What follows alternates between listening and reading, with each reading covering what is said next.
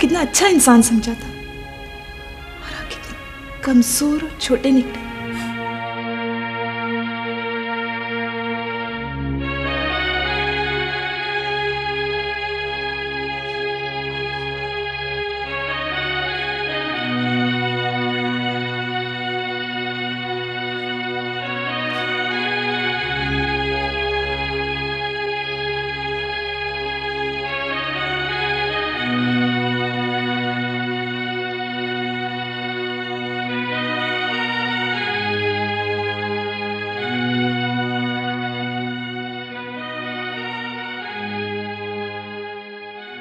मैं तुम्हें किन किन जमींदारों और जागीरदारों की मिसाल लेता हूं। अपने दादा की मिसाल ले लो। उसे भी एक लड़की से इश्क हो गया था। उसने उस लड़की के मर्जी के खिलाफ दिन दिहाड़े भरे पड़े गांव में से उठवा लिया था। और था भी अंग्रेजों का जमाना। मजाल है किसी की कि कोई उसका बाल तो बीका कर सका हो। और इधर तुम, मुझे तो हैरत है तुम पर कि तुमने अपनी बेइज्जती बर्दाश्त कैसे कर ली। बेइज्जती पर गैरतमंद मर्द घोड़े की तरह बिफर उठता है। ये गधे की तरह सर लटकाए खड़ा नहीं रहता। सर उठाकर बात करो। जब भी किसी को देखो नजरों में नजरें मिलाकर देखा करो। अरे तुम कोई गिरी पड़ी चीज नहीं हो।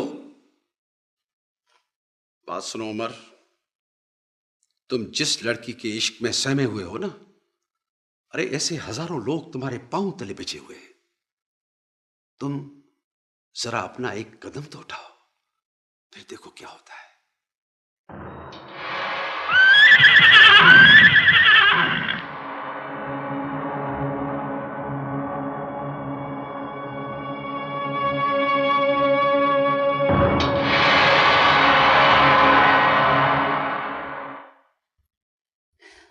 मेरी समझ में तो आपकी कोई बात नहीं आ रही। उमर के लिए मैंने क्या क्या सोच रखा था।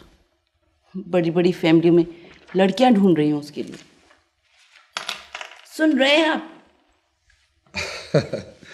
अरे भाई, तुमको किसने रोका है रिश्ता ढूंढने को? क्या मतलब है?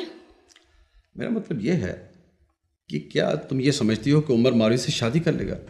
अरे भाई, ये जवानी के शौक हैं, इसके अलावा और कुछ भी नहीं। और मैं तो ये चाहता हूं कि उमर को इन आजमाइशों से गुजरकर मजबूत होने दो। लेकिन अगर वो इश्क करते करते सीरियस हो गया तो? इश्क में भला कोई सीरियस होता है? और फिर उमर की जिंदगी में ये पहला इश्क तो नहीं है ना।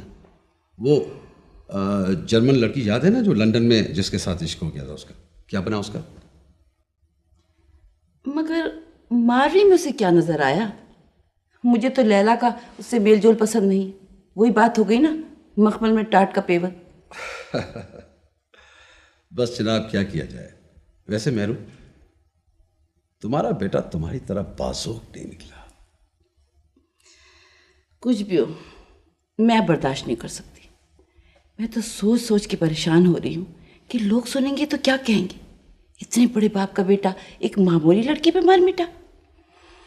नहीं नहीं, अपने स्टेटस के नीचे लोगों से प्यार नहीं किया जा सकता। उनसे हमदर्दी की जा सकती है, लेकिन मोहब्बत नहीं। अब बहुत हो गया।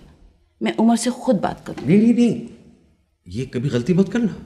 देखो, इश्क के घोड़े को लगाम दी जाती है, चाबुक नहीं मारा जाता। और फिर तुम जैसी ज़हीन औरत इस मसले को समझ नहीं पा रही।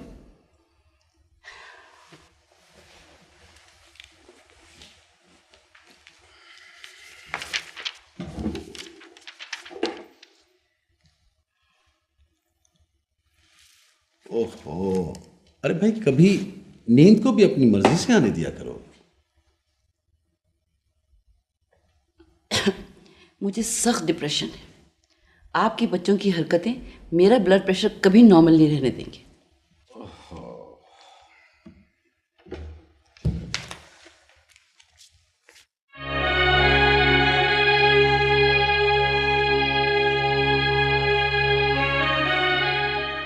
कंधार, जी साईं।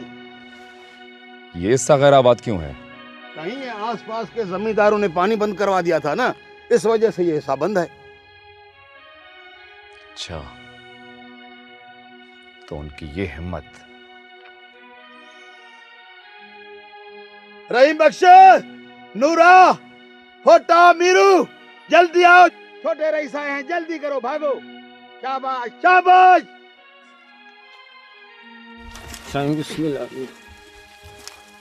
क्या बात है, जमीन पर तुम लोग मेहनत नहीं करते, शिकायतें मिल रही हैं तुम लोगों की। मिठड़ा साईं, हमारा तो रिश्ता ही जमीनों से है। ऐसे बैठकर रोटियां कैसे तोड़ेंगे, भला कैसे जिएंगे। जमीन तो फिर भी हमारी अम्मा है मिठड़ा साईं, हमारा काम है इसी की खिदमत करना। खिदमत करना? अरे तुम लोगों में इतना दम होता तो बाबा साईं तक तुम्हारी शिकायतें न पहुंचती। किसी की लड़की उठा ली जाती है, पानी बंद किया जाता है, खड़ी फसलों को आग लगाई जाती है। एक बात कान खोलकर तुम सब अच्छी तरह सुन लो, आइंदा से ये जमीनें मैं संभालूंगा। इस किस्म की शिकायतें फिर ना मिले मुझे। मेरे साईं, मालिक में जितना दम होगा नौकर उतना ही बहादुर होगा। हम तो बस बाजू हैं आपके, जिधर उठाओगे उठ जाएंगे, जिस पर उठाओगे उसी पर उठेंगे। हमें हथियार दोगे तो और मजबूत हो जाएंगे, फिर मजाल है बाहर का कोई आदमी इस जमीन पर कदम रखे। यह छोटा रईस नए जमाने का गर्म खून है। तुम सब ने अभी छोटे साईं की ताकत नहीं देखी। छोटे रईस का यहाँ कदम पड़ा, समझो जंगल का बादशाह आ गया। बाकी ये आसपास के जमींदार तो गीदड़ हैं, गीदड़, लूसी कहीं के। हाकिम साईं, हम गुलाम हैं आपके, हमारा बच्चा बच्चा आपका गुलाम है। तेरे जूते हमारा सर, बस हुक्म कर, हुक्म कर। छोटे रईस, चलो मैं तुमको आगे की बाकी जमीनें भी दिखाऊं। चलो चलो साईं।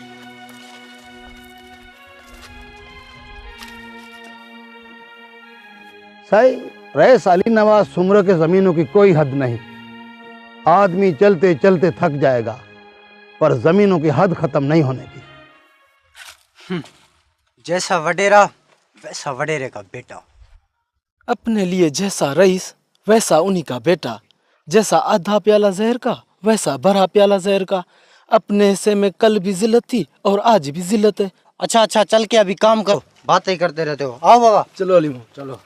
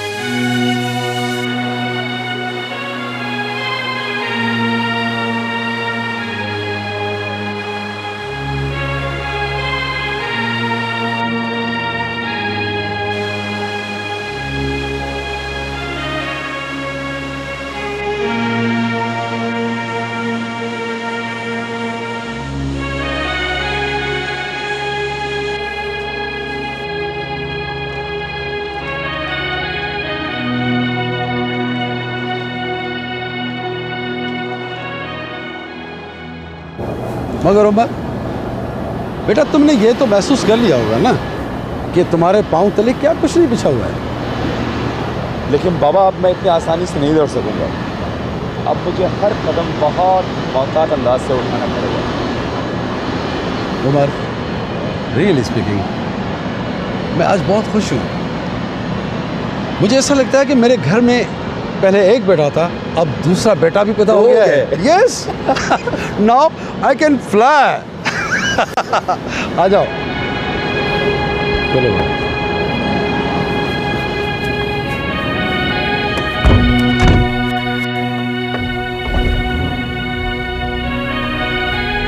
आप चलते हैं।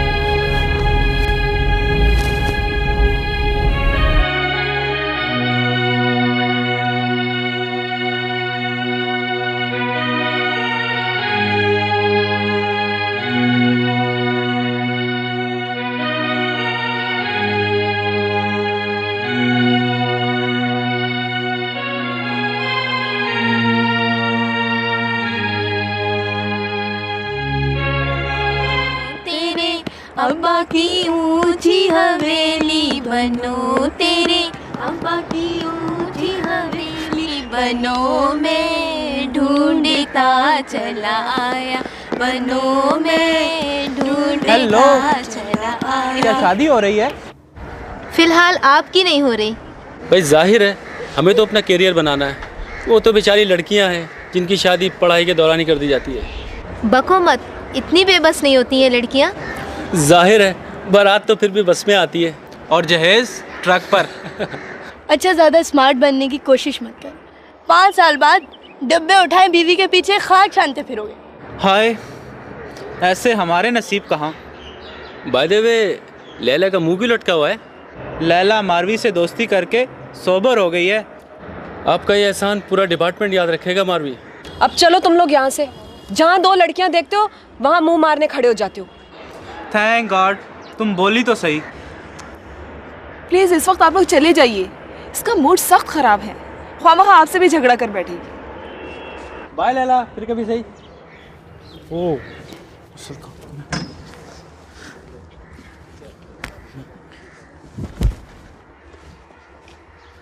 आई एम सॉरी मारवी, असल बात तो मैं बताना ही भूल गया। मेरी बात हो गई है रोशनी की एडिटर से। ये उनका फ़ोन नंबर और पता, कल शाम को उनसे मिल लेना। Thank you Asif. अच्छा चलो यार। मुझसे अच्छी तो तुम हो मारवी, अपनी ज़िंदगी की मिट्टी अपने हाथों से तो गूंद रही हो। इससे तो अच्छा था लैला, डिपार्टमेंट के लड़कों का जीना धोखा करने के बजाय किसी लड़के से टूटा फूटा रोमांस ही कर लेती। कम से कम वडेरे से राह फरा तो मिल जाती। शट अप, मैं यहाँ रोमांस करने नहीं अपना करियर बनाने आई हूँ। मुझे क्या पता था कि लड़कियाँ सचमुच पतंग की तरह होती हैं, जिसका दिल चाहे अपने कोठे से उनकी डोर काट ले। हाय, मुझे भी कोई वडेरा मिल जाए। सुना है लैला, वडेरे की बीवियां हर वक्त सोने चांदी में लाल पीली रहती हैं। पूरी बानो बाजार लगती हैं। हम भी तुम्हारा शो देखने आया करेंगे। मेरा शो? माय फुट, इससे पहले मैं खुदकुशी कर लूंगी। कहाँ? जहन्नुम में।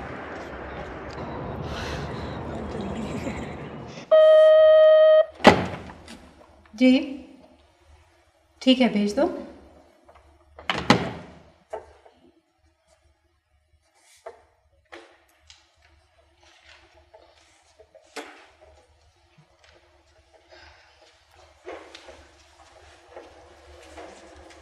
अस्सलाम वालेकुम।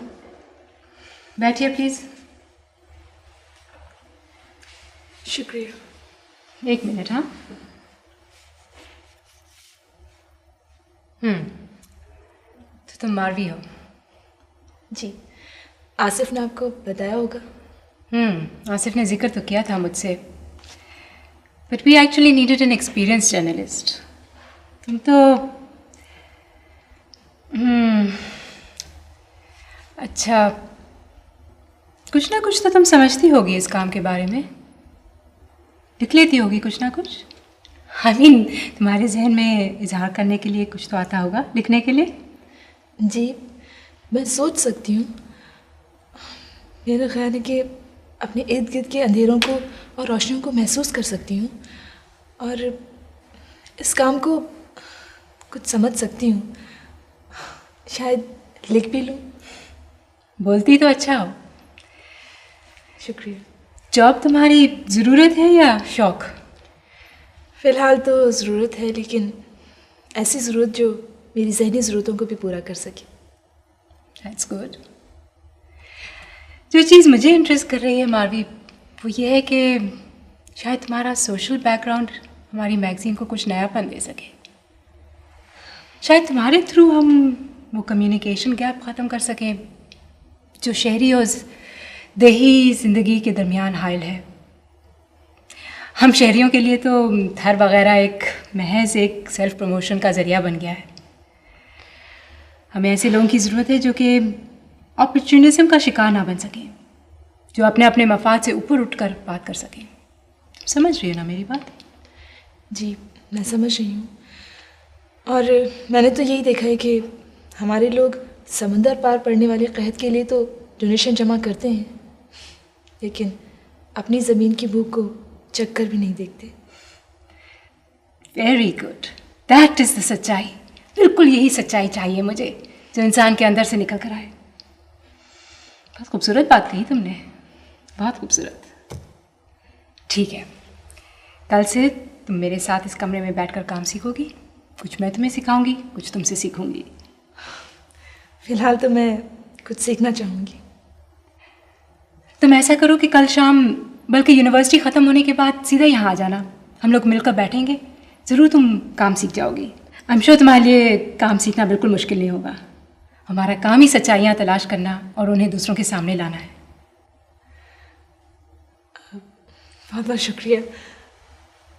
आपको मायूसी नहीं होगी, मुझे उम्मीद है। शुक्रिया जी, खुदा हाफिज़।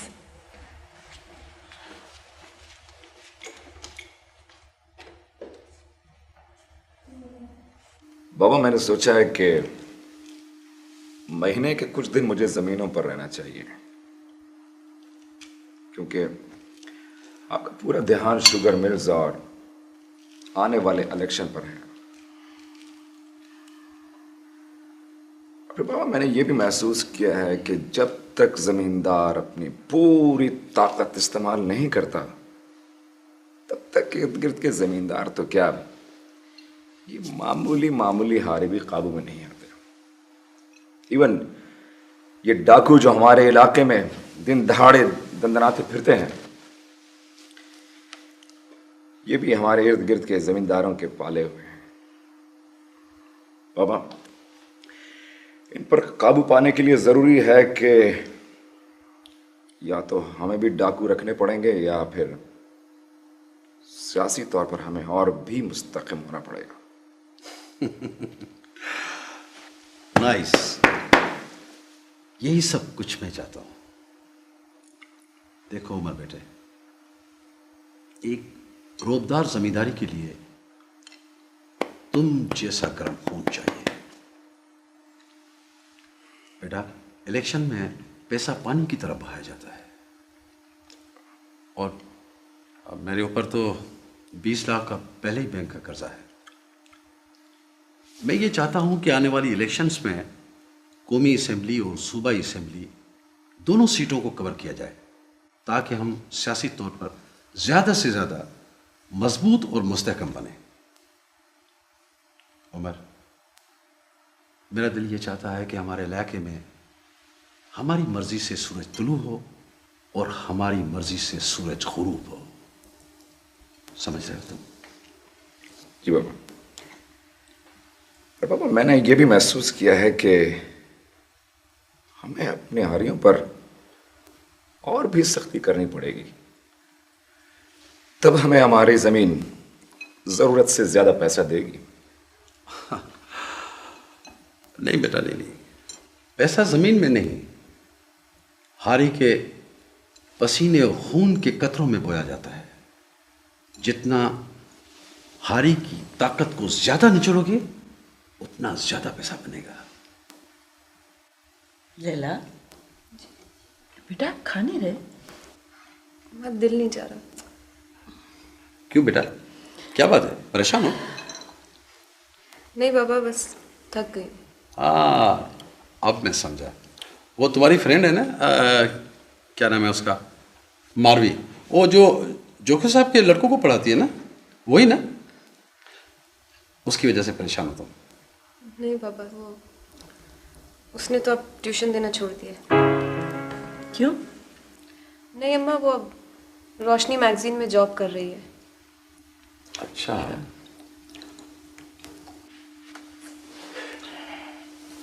अरे क्या हुआ बेटा? बस बाबा, जरा आराम करने को जी चाह रहे हैं। बख्शो, आया सर। देखो टेलीफोन। हेलो, कौन साहब? साईं सलाम अलैकुम। एक मिनट जरा होल्ड कर। साईं, आशिक अली खान है फ़ोन पर।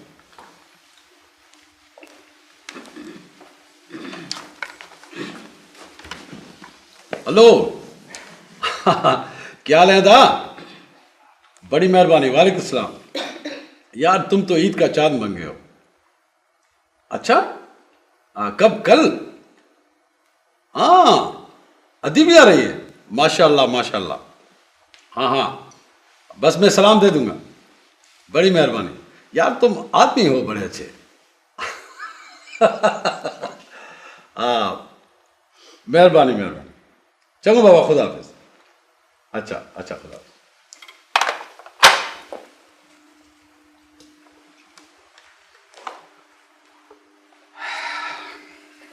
मेहरो, वो अदा आशिक और अदिया रही।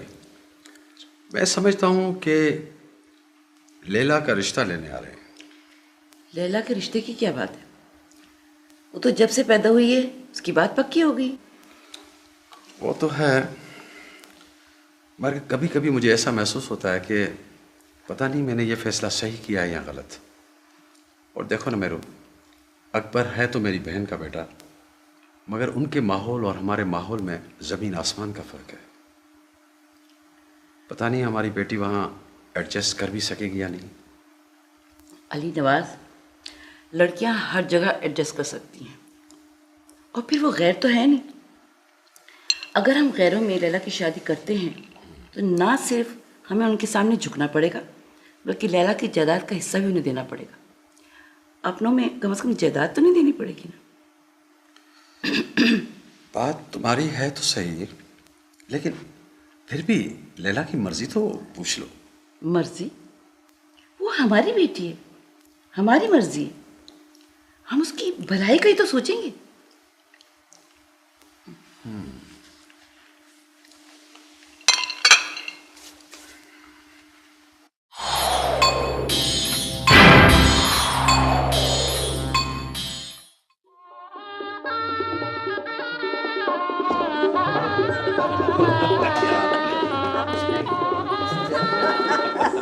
वाह वाह, अरे जानी वाह अली नवाज खान, वाह वाह, मजा आ गया।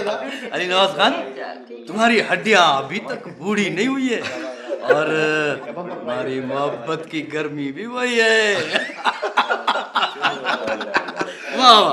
पर अदा आशिक अली खान जी, एक बात कहूँ? बोलो। मैं तो अभी तक जवान हूँ, लेकिन मुझे लगता है तुम जरा कमजोर हो गए हो। अब तुम में वो ताकत नहीं रही। अरे यार अली नवाज खान क्या बोलता है भाई, मेरी ताकत देखनी है? हाँ, ये देखो मेरे पीछे। अरे सुभान, मेरी असल ताकत तो अली अकबर खान है। वाह वाह वाह वाह बाबा, अकबर बाबा, बिस्मिल्लाह बाबा, खुश बिस्मिल्लाह, चाचा से मिलो। मगर पहले बाबा हम अपनी बहन से तो मिले। मिलो मिलो। जी खुश है ना बाबा? हाँ, आप कैसे? फर्स्ट ठीक क्लास। है। अदा, आपने तो अपनी बहन को बिल्कुल भुला ही दिया है। मेरी तो आंखें ही तरस गई थी तुम्हें देखने को। अरे नहीं अदी, चरी हुई हो क्या? कोई भाई अपने बहन को थोड़ी बुलाता है। देखो तो अच्छा, बिस्मिल्लाह भाजाई। आओ बैठो, बैठो ना, बैठो बाबा, बैठो। अदी ठीक है आपकी? ये तो बताओ, ये क्या चीजें लाए हो? अदा, आखिर अपने भाई से अपना हक मांगने आई हूँ। खाली हाथ तो नहीं आऊंगी ना। चलो ठीक है। अच्छा बैठो बैठो बैठो तो सही। बैठो बैठो। आशिक अली खान आओ बाबा। भाई ये सामान तुम लोग ऊपर लेके जा, मेरी बेटी के कमरे में रख कर। बख्शू, लैला के कमरे में रख दो। बाबा अकबर, और तो सब ठीक ठाक है? अल्लाह का एहसान है।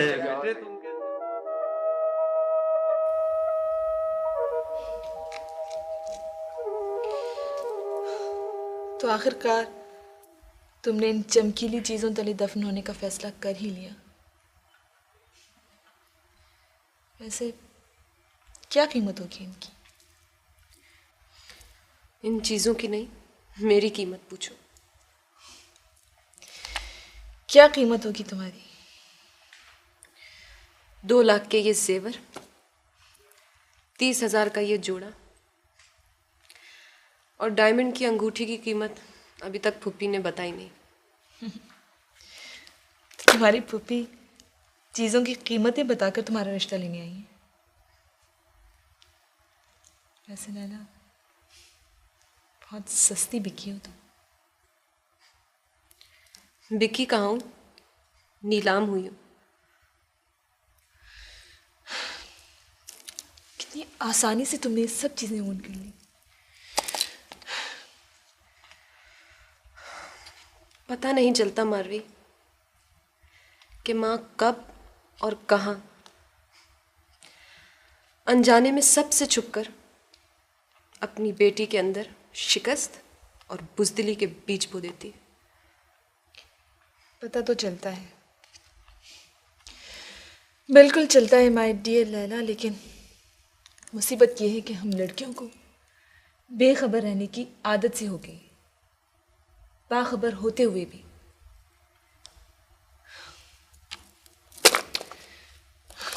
चलो मुझे ये पहनकर तो दिखाओ, देखूं तो कैसी लगती है लैला। बोर मत करो मारवी। मैंने तुम्हें यहाँ मातम करने के लिए बुलाया है, अपना मजाक उड़ाने के लिए नहीं। चलो अपना दूल्हा तो दिखाओ। नीचे बैठे हैं सब वडेरे और वडेरियां। जाओ देख लो तुम भी। अकेली? इतनी जल्दी क्या है फिर, जब जाएंगे नीचे तो देख लेना। वैसे उनमें से एक वडेरे को तुम्हारी तलाश है। मतलब तो तुम खूब समझती हो, ये और बात है कि तुम छुपाना चाह रही हो। वैसे दोस्ती में डंडी मारना अच्छी बात नहीं है मारवी। पकड़ी गई ना चोरी। चोरी की ही नहीं, मेरे हाथ बिल्कुल साफ हैं। मतलब तुम इन्वॉल्व नहीं हो क्या? नहीं,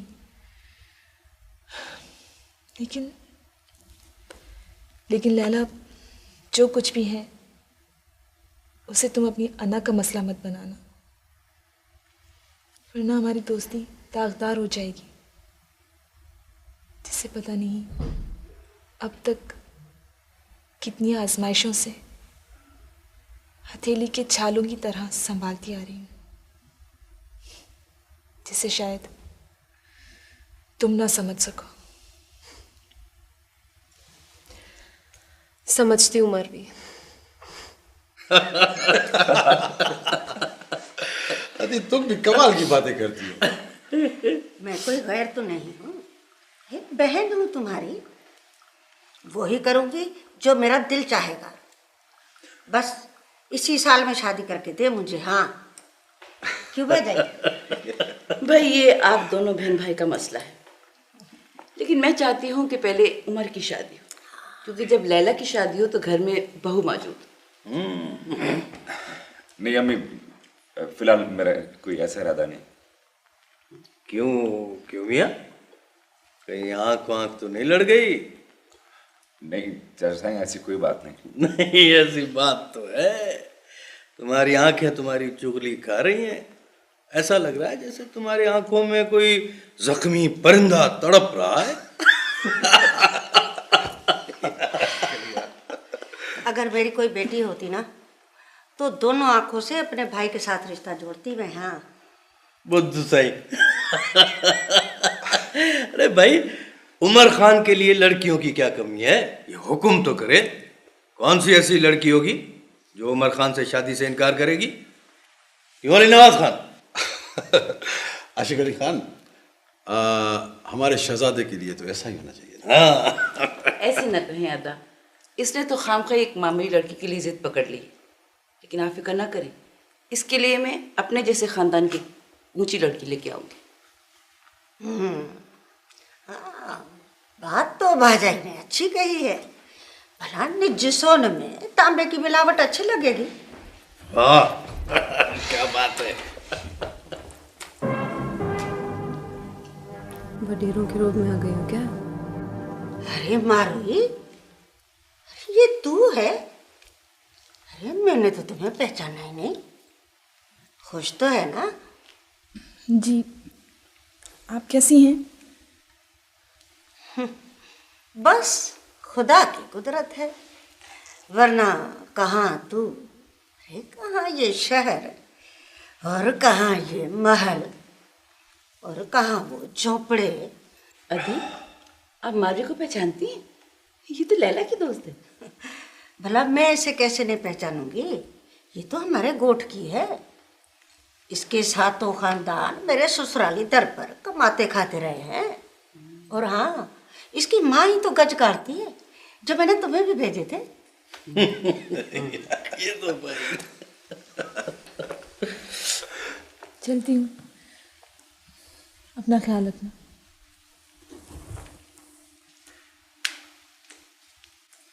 मारवी, बैठो ना, इतनी जल्दी जा रही? जी शुक्रिया, खुदा हाफिज। खुदा हाफिज। बस भाजाई, जब से ना ये गरीब गुरबे में पढ़ने का फैशन पड़ा है, तब से तो ये दुनिया ही उलट गई है। अमीर और गरीब का तो फर्क ही खत्म हो गया है। नहीं तो कहाँ हमारे टुकड़ों पर पलने वाले ये लोग, और कहाँ यूनिवर्सिटी।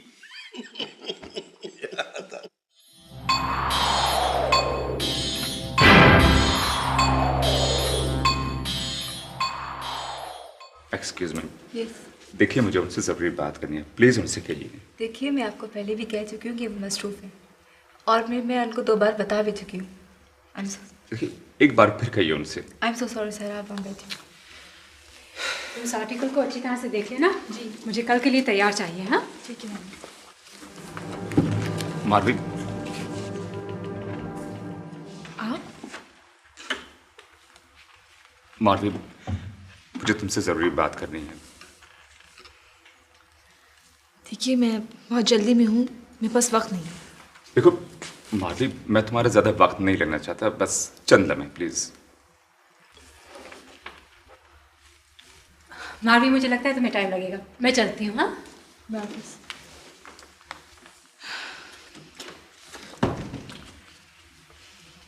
कहिए, क्या कहना है आपको? मारवी, एक बार प्लीज़, एक बार मेरी बात तो सुन लो तुम। जी कहें। कहीं बैठकर बात करते हैं। देखो देखो, मुझ पर यकीन रखो, मैं मुझे खुद पर ज़्यादा यकीन है। चलिए ऑफिस में चलकर बात करते हैं। आइए बैठिए। Thank you.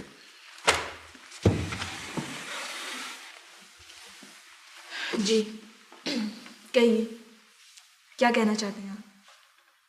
बहुत कुछ। बहुत कुछ तो मैं कई बार सुन चुकी हूँ।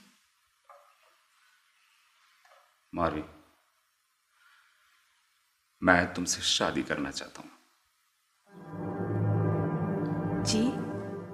देखो देखो, प्लीज इनकार मत करना, मैं फैसला कर चुका हूँ। बस तुम हाँ कह दो। मारवी, देखो, तुम्हारे बगैर मैं जिंदगी नहीं गुजार सकता, और ये मेरी जिंदगी और मौत का सवाल है। बस यूं समझ लो, जैसे मौत की कोठरी में तुम मेरी आखिरी ख्वाहिश हो। मारवी, तुम जान नहीं पाओगे कि तुम्हारी मोहब्बत मुझे पागल किए दे रही है। मैं तुम्हारी मोहब्बत में इतनी दूर निकल चुका हूं कि इनकार सुन ही नहीं सकता। प्लीज इनकार नहीं करना मारवी। देखिए, मैं और आप 2 मुख्तलिफ दुनियाओं के लोग हैं। मोहब्बत आपका ज़ाती मामला है, लेकिन मेरी मोहब्बत की जड़ें कहीं और हैं। कहाँ है? क्या कोई और है तुम्हारी जिंदगी में? प्लीज प्लीज बताओ, जस्ट फॉर माई सेटिस्फैक्शन। हाँ, मेरा बूढ़ा बाप, जो अब तक मेरे हिस्से की सजा काट रहा होगा, और शायद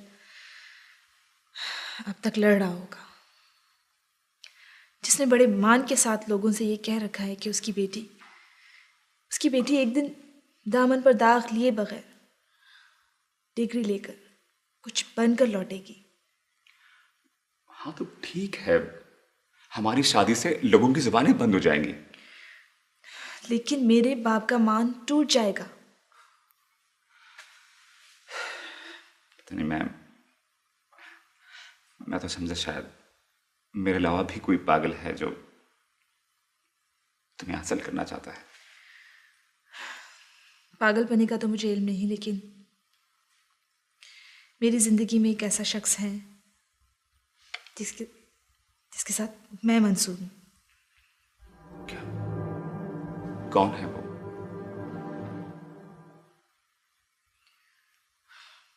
कोई मिल ऑनर, वडेरा या कोई जागीरदार नहीं। एक बीए पास क्लर्क है वो, जो मेरी तरह और मेरे बागी बाप की तरह नस्ल दर नस्ल मिलने वाली जिल्लत को अपने हिस्से की जिंदगी से धोने की कोशिश कर रहा है। बस एक मामूली क्लर्क, एक मुकम्मल इंसान जिसके पास अशरफुल मखलूक़ात होने का सर्टिफिकेट नहीं। अच्छा, क्या दे सकेगा तुम्हें एक मामूली क्लर्क? मेरी शनाख्त। देखो मारवी, मैं अच्छी तरह जानता हूं तुम जैसी लड़की एक मामूली क्लर्क के साथ जिंदगी नहीं गुजार सकती। हम दोनों एक दूसरे के पैरों से निकलकर अपने पैरों पर खड़े होने की कोशिश करेंगे। मेरा ख्याल है अब चलना चाहिए। मारवी, इस यकीन के साथ मैं अपने फैसले पर कायम हूं कि एक ना एक दिन तुम मेरी मोहब्बत जरूर कबूल करोगे, क्योंकि मैंने आज तक अपनी पूरी जिंदगी में शिकस्त कबूल नहीं की और मोहब्बत में हारने का तो तस्वुर भी नहीं कर सकता, क्योंकि मेरी मोहब्बत में इतनी ताकत है। मोहब्बत आपकी जेब में रखा हुआ कोई रिवॉल्वर नहीं जिसे आप जब चाहें जिसे चाहें शूट कर लें। मोहब्बत तो ज़ाती कैफियत है जहाँ तक आपकी पहुँच मुमकिन नहीं, और ना ही मैं आपके लॉन में उगा हुआ कोई फूल हूँ जिसे आप जब चाहें कोट की कॉलर पे सजा लें। जितनी ताकत आपकी मोहब्बत में है उससे कहीं ज़्यादा ताकत मेरे इनकार में है।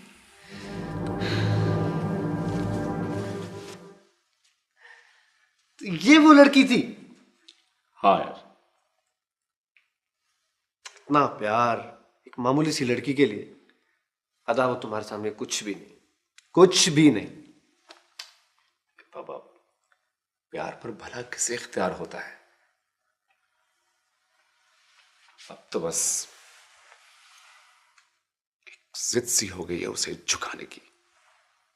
यार वो तो मेरी इस तरह इंसल्ट कर रही है जैसे मैं कुछ भी नहीं, और उसने मुझे इस तरह से ठोकर मारी जैसे मैं उसके राह का कोई पत्थर हूं। खैर, उसके इनकार को इकरार में बदला जा सकता है। क्या? वो कैसे? यार तुम तो बिल्कुल ही बुद्धू भाई। वो इतनी अहम या मजबूत लड़की नहीं है, गरीब से मामूली से लोग हैं, हमारे ज़ेर दस्त। थोड़ा सा भी दबाव डालेंगे ना, खुद ही आके पैरों में पड़ जाएगा। उस लड़की का दिमाग तो यूनिवर्सिटी जाकर खामखा खराब हो गया, वरना वो तुम्हारी पहुंच से बिल्कुल बाहर नहीं है। यार पर प्लीज उसकी इंसल्ट मत करो यार। देखो, वो इतनी आसानी से नहीं मानेगी। तुमसे ज्यादा मैं उसे अच्छी तरह जानता हूं। उसका तो बाप भी मानेगा। अरे बाबा, मुझे प्यार उसके बाप से नहीं उससे है। वैसे यार, मेरी तो ख्वाहिश है कि एक बार वो आकर मुझसे कहे कि मैं तुम्हारी हूं।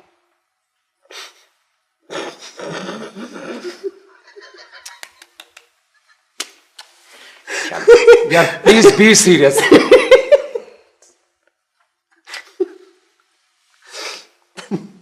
ठीक है, ये वादा है, मर्दाना वादा है। देखो, मैं ये दाढ़ी तुम्हें जमानत देता हूं, इसे तुम मुंडवा देना अगर मेरा वादा झूठा निकले। के हाथ दो। वो लड़की खुद आकर तुम्हें कहेगी कि मैं तुम्हारे लिए लौट आई हूं। तो क्या तुम ये बात यकीन से कह रहे हो? तुमने मुझे क्या समझ रखा है?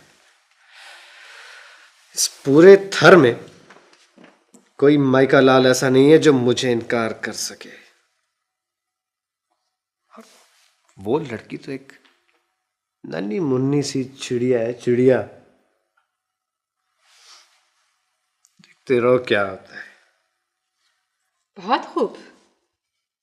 भाई मुझे अंदाज़ा नहीं था कि तुम्हारा कलम इतना जालिम और बेरहम हो सकता है। इसे अभी अभी प्रेस में भिजवा दो। इसी महीने की मैगजीन में छपना चाहिए। जी। बहुत तल्ख हो अपनी सोच में। कभी कभी जो जहर हम बड़ी बहादुरी से निगल लेते हैं वो दूसरों को नहीं खिला सकते, इसलिए उसमें थोड़ी सी मिठास घोल लेनी ज़रूरी होती है, समझी? कोशिश करूँगी। मुझे मालूम है कि तुम्हारे हिस्से में मिठास कम आई है, लेकिन अपनी बात दूसरों तक पहुंचाने के लिए कभी कभी थोड़ी सी छोटी मोटी कॉम्प्रोमाइज़ करनी पड़ती है, समझी? जी। अरे भाई कभी तो इख्तलाफ कर लिया करो। इस काम में इख्तलाफ राय बहुत ज़रूरी होता है, इसलिए खूब डट कर इख्तलाफ करो। इख्तलाफ महसूस होगा तो ज़रूर करूँगी। ये लो फारूकी साहब को दे आओ प्रेस के लिए। जी प्रेस में तो मैं भिजवा देती हूँ, लेकिन एक रिक्वेस्ट थी आपसे। क्या? मुझे एक हफ्ते की छुट्टी चाहिए। खैरियत? मैं गोड जाना चाह रही हूँ। कोई ख़ास बात ना? पता नहीं, घर से इतनी दूर हूँ कि कुछ पता ही नहीं चलता वहाँ क्या हो रहा है। एक्चुअली कल वडेरे उसके बेटे को देखा तो एक अजीब सी परेशानी सी महसूस हो रही है। मैं जल्द लौट आऊँगी। बी ब्रेव, जल्दी वापस आना, मैं तुम्हारा इंतज़ार करूँगी। बहुत बहुत शुक्रिया।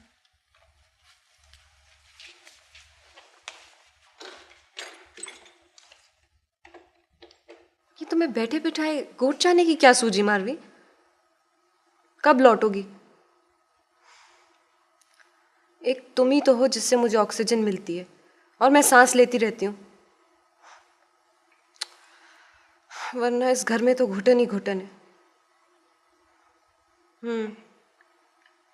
अच्छा खैर, तुम जल्दी आ जाना मेरे मरने से पहले।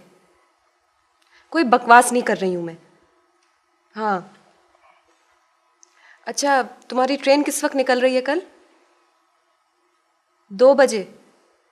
मैं कोशिश करूँगी कि आके तुम्हें खुदाफिज कह जाऊँ। पता नहीं फिर कब तुमसे मिल पाऊँ। अच्छा बाबा, नहीं बोलती कुछ। अल्लाह तौबा।